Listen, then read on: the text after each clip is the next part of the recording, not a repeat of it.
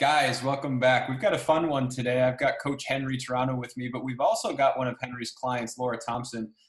She is a high-level competitor, and we wanted to kind of talk through what she's feeling in this whole moment of uncertainty. So obviously she has had conversations with Henry throughout this, and so just for context, she's not just starting from zero at this conversation.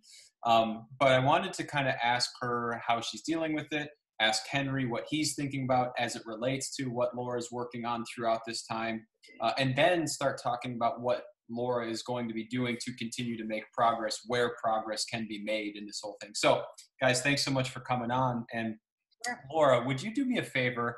Just give people a very quick background of where you are, what your goals are, what are you trying to accomplish sans the virus? Sans the virus. Hi, everyone. Right now, I'm just trying to stay sane. That's what I'm trying to accomplish. So I think I'm always resetting my goals, just like everybody else is.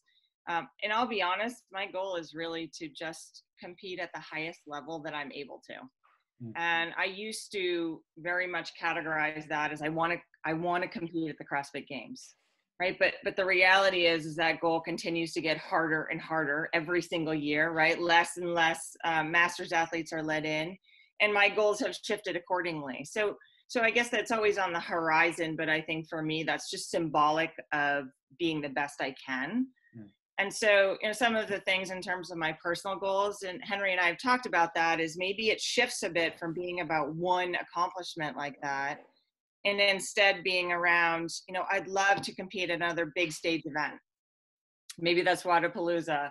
Maybe that's, there's lots of them around the world, right? And so for me, it's around training to be the best I can. And I think throughout the year, Henry and I try to pick some things that are my goals for that year.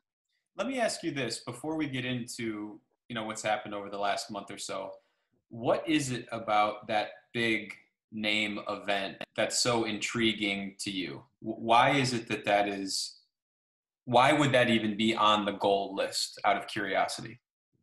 Yeah, I think for me, it represents the pinnacle of excellence to me, right? That's where the best of the best compete.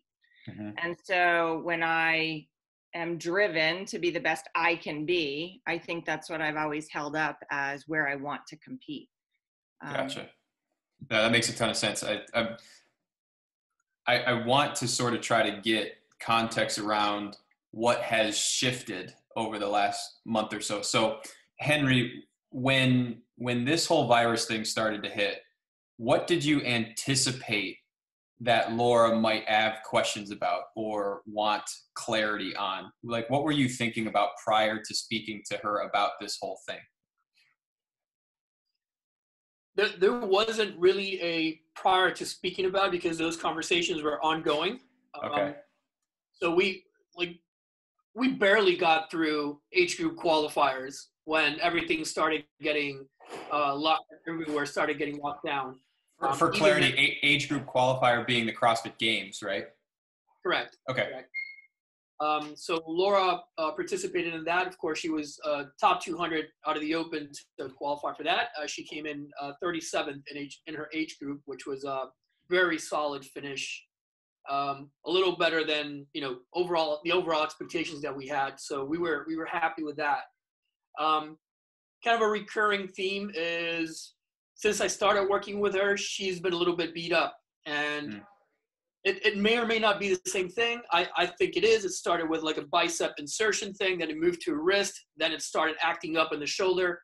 So we've been kind of circumnavigating that, and yeah, I mean, there's another way to say it, but patching it up, because there has been open and qualifiers, and we needed to get that done.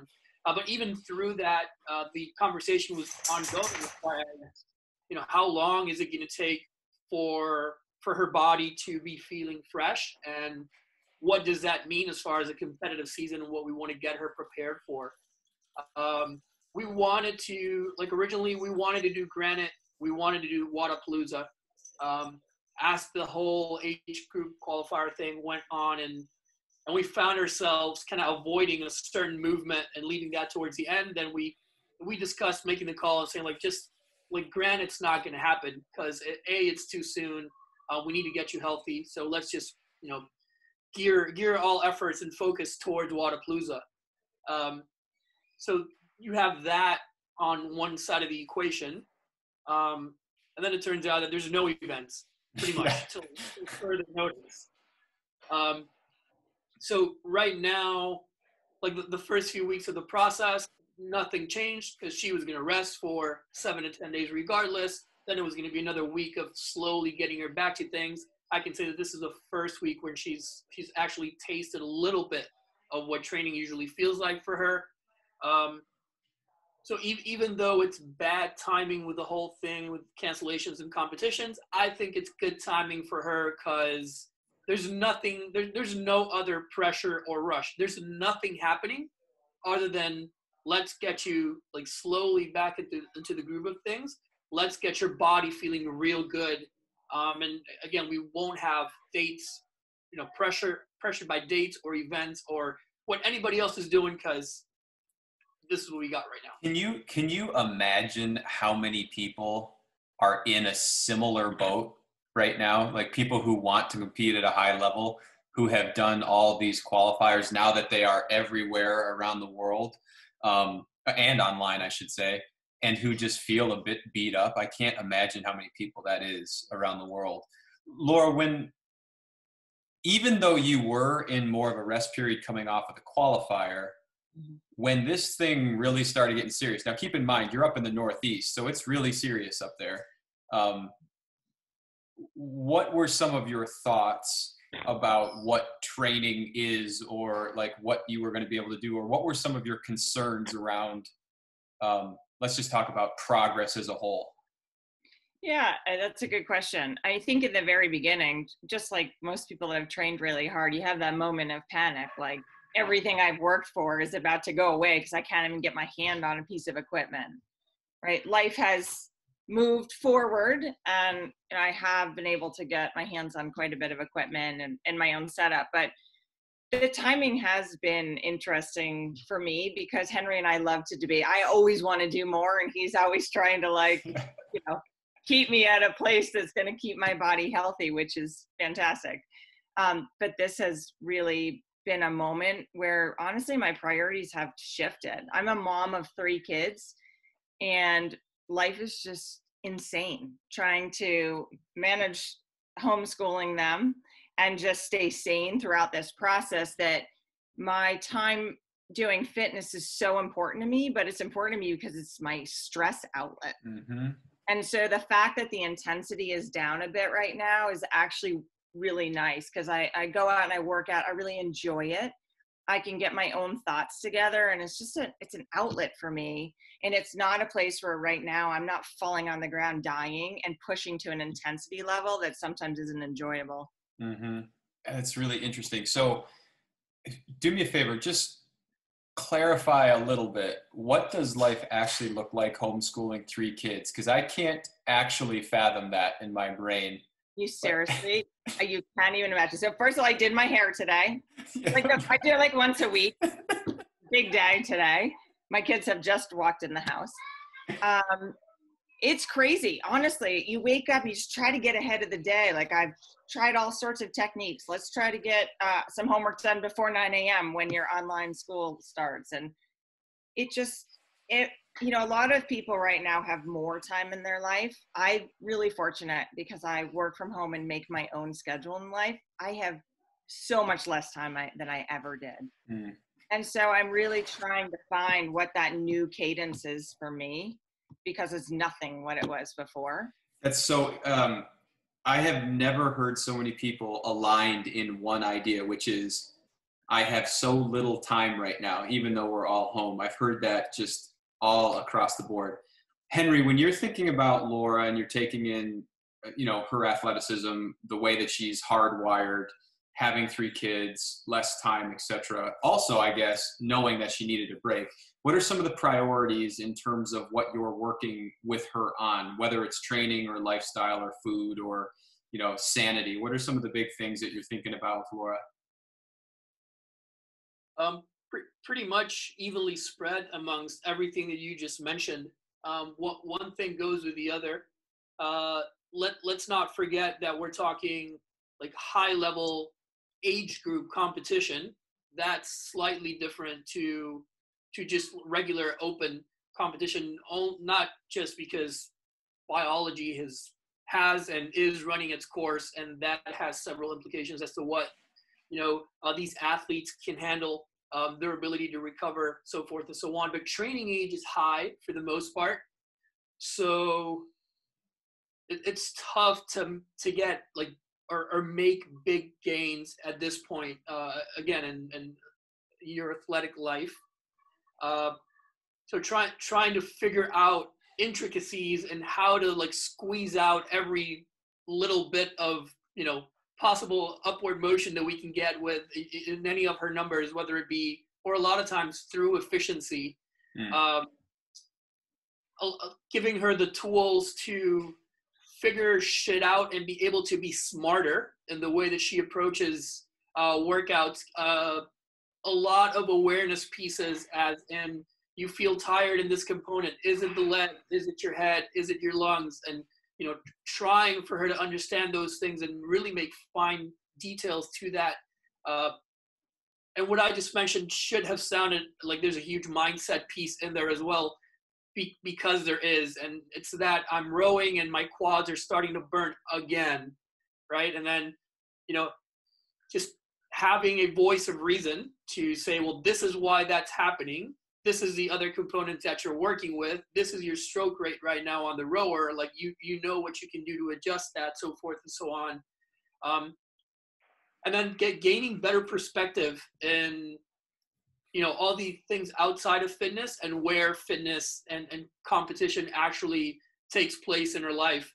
I hadn't thought of it yet, but what she just said before, I think that's very powerful, in that I look to fitness as a stress outlet. And, as coaches, in the back of my head, I'm thinking the entire time, well, you shouldn't, because more stress shouldn't be more training. It should be vice versa. And she just eloquently was able to verbalize that in the, I'm so stressed that I realize that I can't be training as much as hard right now. And I can say it all I want. It's extremely powerful that you actually feel it and, can know how that feels, know how that feels, and be able to apply it later on. And then the recovery aspect, and realizing that you need to be way more careful where you want to push, because, a little nag over here and a little thingy over there, that takes way longer for one to recover. Once we start talking about age group competitors. So what would you say, and I'm curious on both of your answers on this, what would you say that coming out of the virus, and I'm not trying to pick a date, right? I'm just saying, like, as we come out of this thing in 2 months, 4 months, 8 months, whatever it is, what are you going to be focusing on? And Henry, when you answer it, what would you like her to be focusing on? Yeah, so I'll give my answer, and then Henry can tell me why I'm crazy.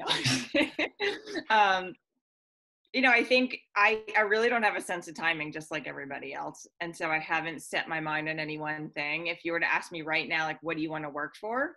It would be to qualify for Wodapalooza. I like having a destination that I'm training toward. It gives just some meaning to what I'm doing. It puts some structure around my training. It just helps me mentally. And so if you were to ask me right now, that would probably be what it is. Awesome. What do you think, Henry?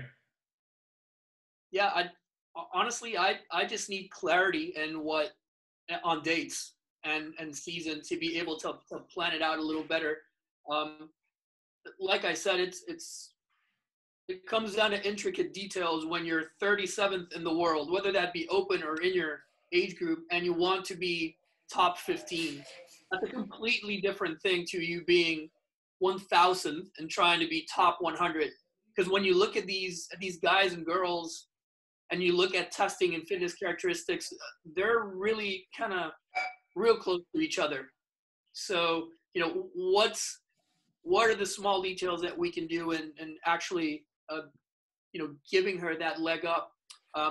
I think just because of the structure that we apply, she'll definitely gain some ground where we're not looking to beat anybody right now. We're looking to get her in the best possible spot to handle a tough build up to a competition.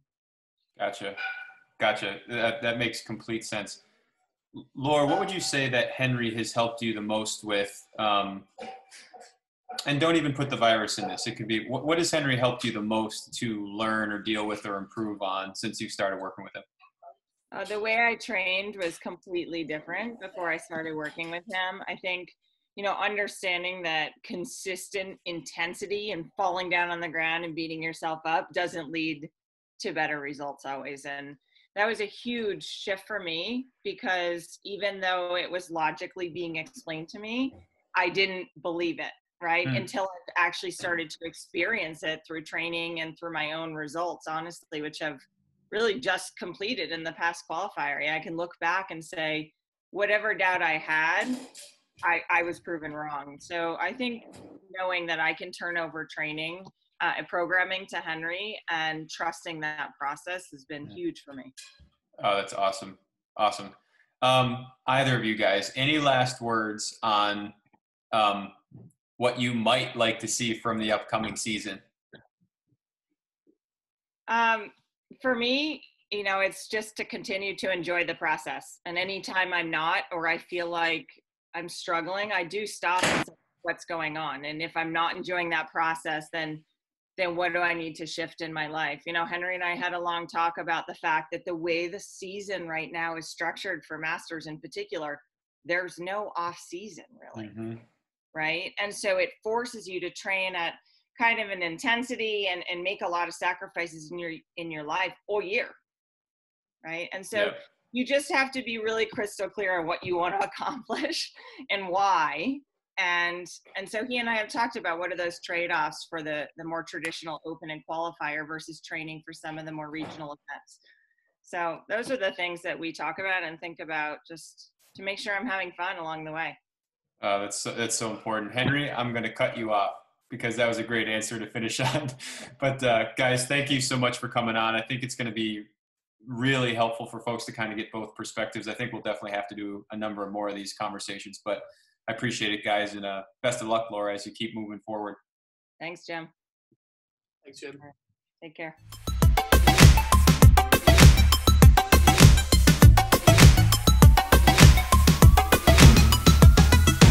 Oof.